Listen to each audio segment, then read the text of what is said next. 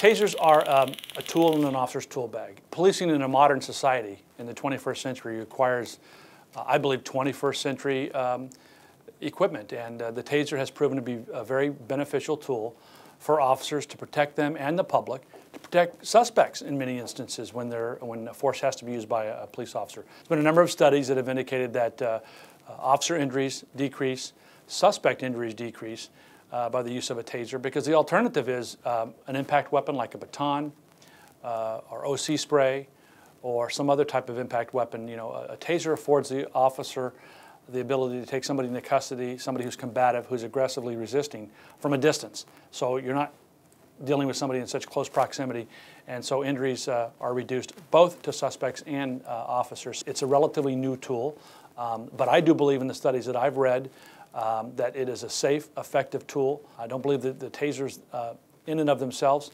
have necessarily, that I know of, caused a single death. I think the medical community and the scientific community will tell you that it's a relatively safe weapon, that lifestyle, for the most part, contributes to the unfortunate passing of someone who's been tased or some other phenomenon, but the taser in and of itself is a relatively safe tool, in many respects much safer than an impact weapon such as a baton or something like that. And it's not a new tool per se. It's been around for many, many years. It's become more popular and more prevalent in law enforcement in the last 5 years or so. There are studies out there that indicates that a number of law enforcement agencies across the nation are providing tasers to their field officers. We in the Modesto Police Department ourselves have had to gradually acquire more and more tasers, and only more recently have most of our uniformed officers, or all of our uniformed officers, been equipped with a taser. Our taser application for the City of Modesto, our policy is that somebody must be actively resisting.